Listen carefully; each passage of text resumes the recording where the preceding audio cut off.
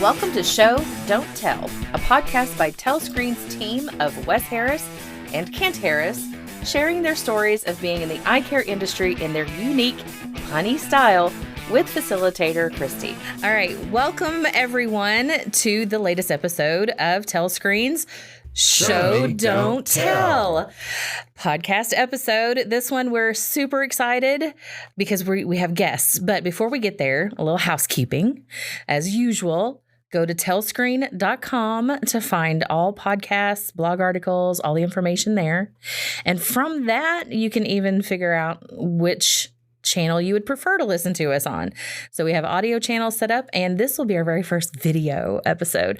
So we're going to start including this in the TelScreen YouTube channels. All right, wonderful. Thanks, Chrissy. So, fellas, this is, Wes Harris and Kent Harris are taking over the podcast today because we have guests. So who are the guests today, Wes? So I'm happy to introduce Tabitha Renneker and Mindy Lund from Oakmont Capital Services. They are people who know a lot about money. I'm all for that.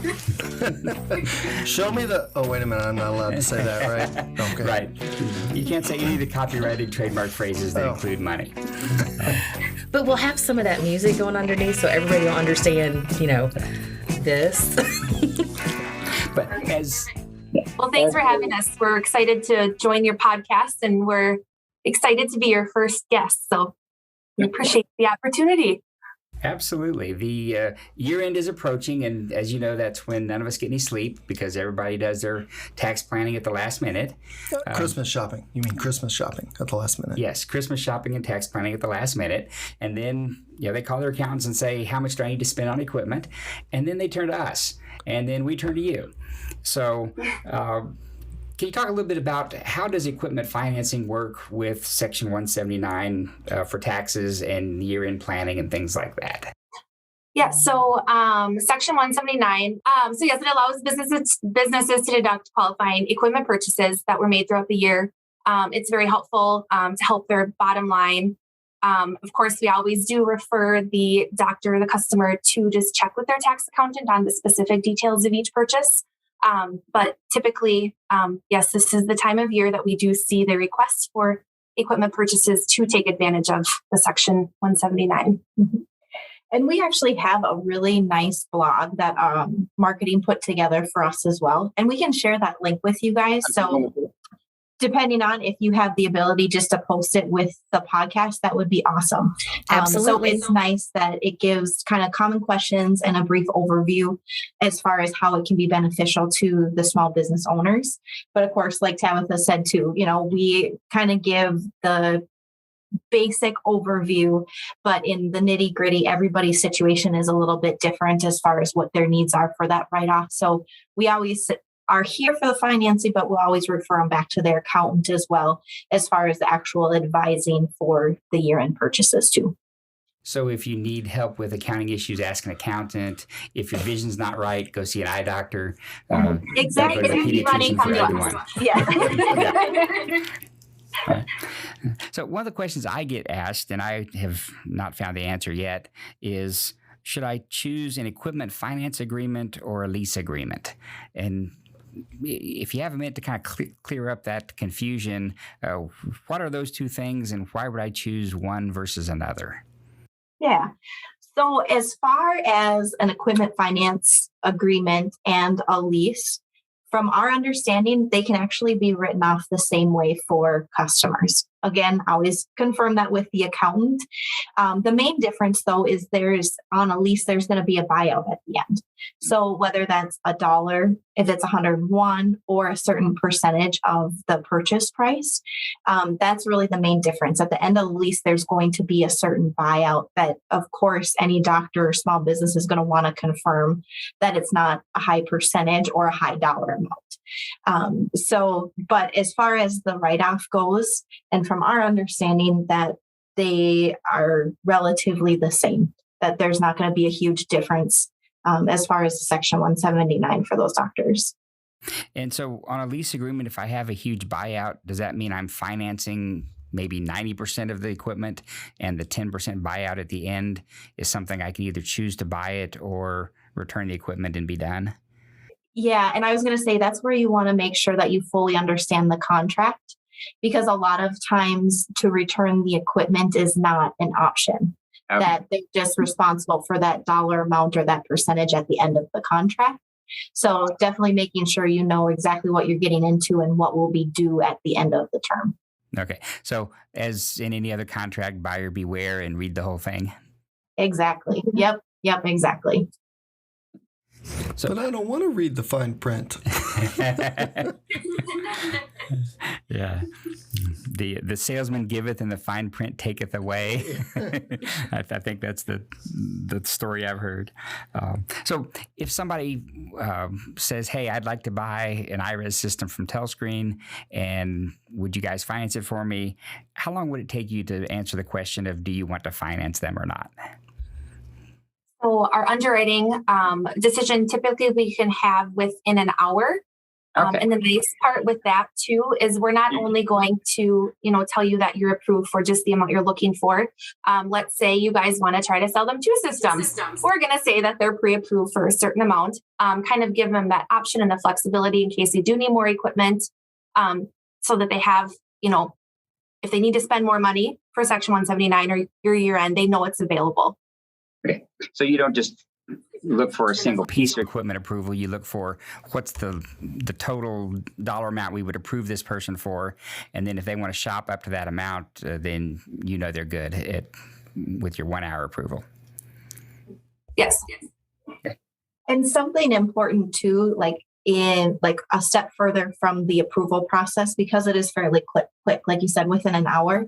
But once the customer decides to proceed with the financing, the process of getting the actual documents completed, everything is done electronically. So, we can get documents prepared within an hour after that as well. So it is a very quick process because we know, time is valuable. These doctors are extremely busy. So the easier that we can make the process, the better for everybody involved too. So not only the application, but also getting documents signed, it can all be done electronically right through email.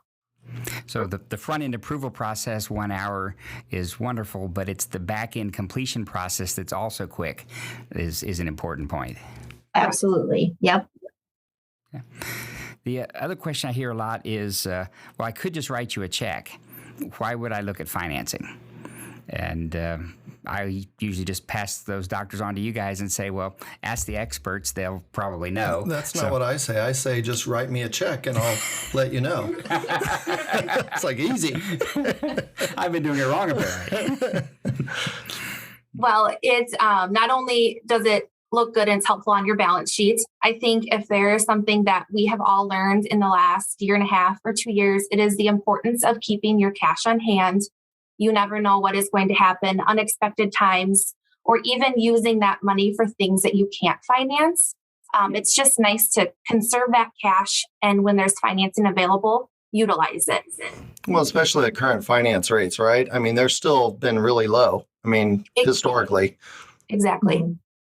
And especially with equipment, financing a lot of times makes sense because the equipment will pay for itself as the doctors are using it. And when you're looking at your ROI on it too, that, equipment makes sense because it pays for itself. And like Tabitha said, keeping that cash on hand for everyday needs for the business, whether that's payroll, whether it's marketing expenses, whether it's consumables. Yeah. So that's where the cash is really important and used, is that day-to-day too. Because you guys won't just finance if I want to take a vacation and call it marketing, right? That you guys won't write me a contract to do that.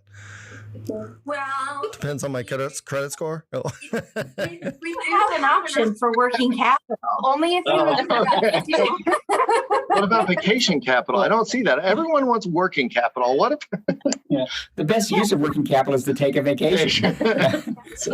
Well, but that's the nice thing with working capital, that once we give it, once we send that check to the doctor, we aren't keeping tabs of what they're spending it on, that's really if they want to take a vacation, maybe not the best choice, but, they do have that option too with working capital, that if they, just need that extra for the new signage out front, that we do have the ability to help them with that too.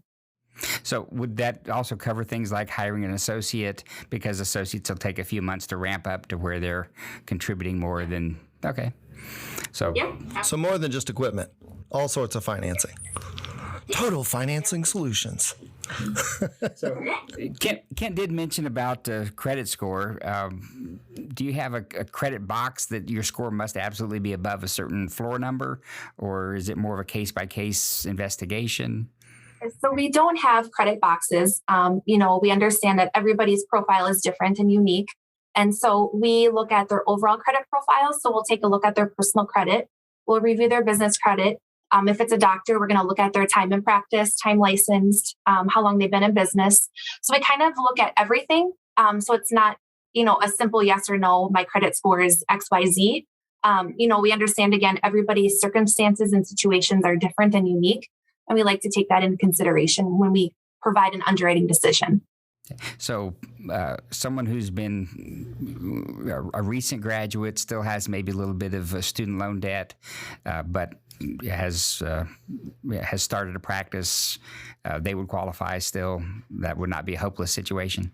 It definitely wouldn't be hopeless. We would be It might looking... depend on their GPA. Yeah. Well, and that's one nice thing too, like how we work and how Oakmont works is let's have the conversation, and does it make sense? Mm-hmm. Is it a brand new office that they have no clientele yet?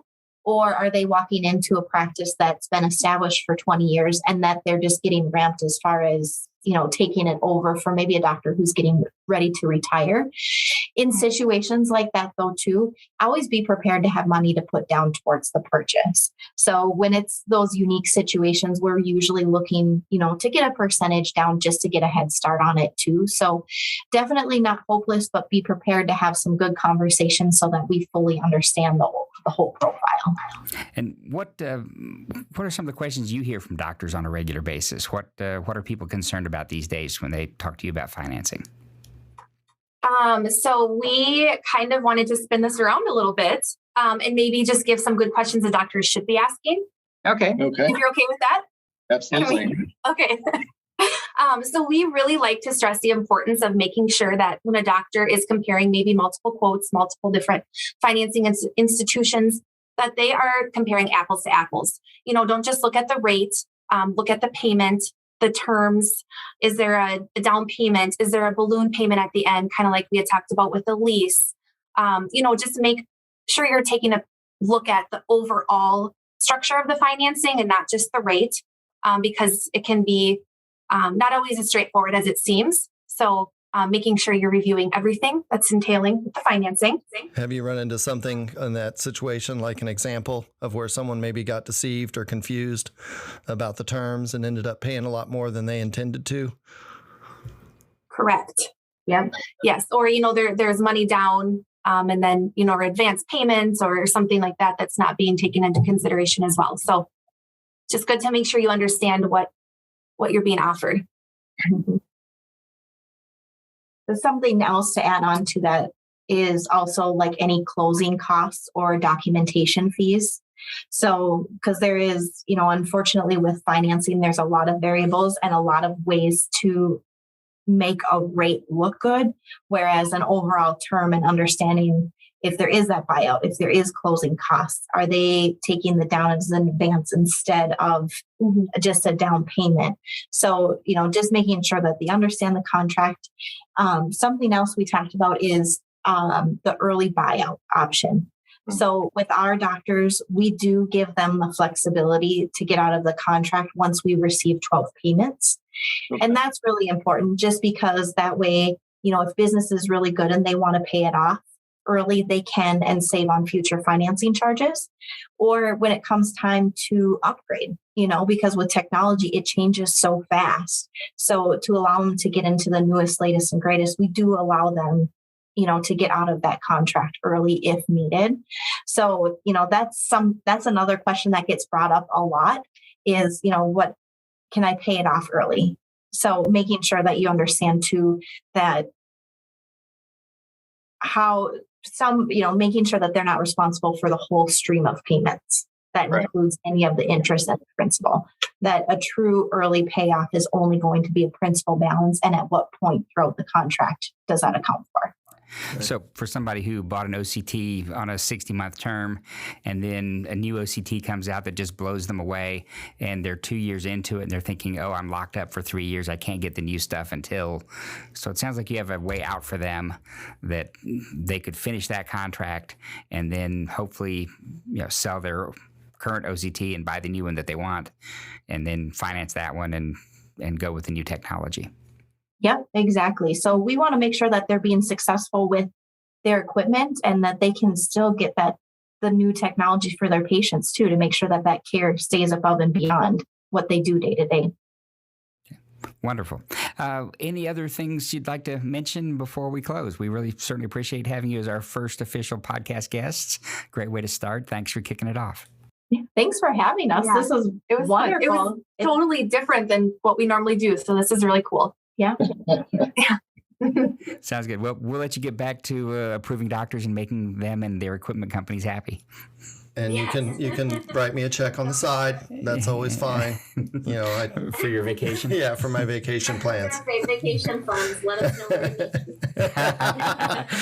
The ice cream shop on the corner. Ice cream and cheesecake. Yes. Sounds perfect. All right. Well, thank you guys. Thank you, Tabitha. Thank you, Mindy. Have a great day. Thank you for tuning in to Show Don't Tell. I have been your facilitator, Christy, and you've been listening to Wes Harris and Kent Harris, the engineer minds of TelScreen, creators of the newly released Diamond iRes digital imaging systems. Did you like this episode? Leave us a great review and follow us on Facebook, Spotify, Apple, or find us on your favorite podcasting channels. The easy way is to simply visit TelScreen.com. That's TelScreen, TelScreen.com for all the latest episodes under the blog tab. And thanks again for listening to this episode.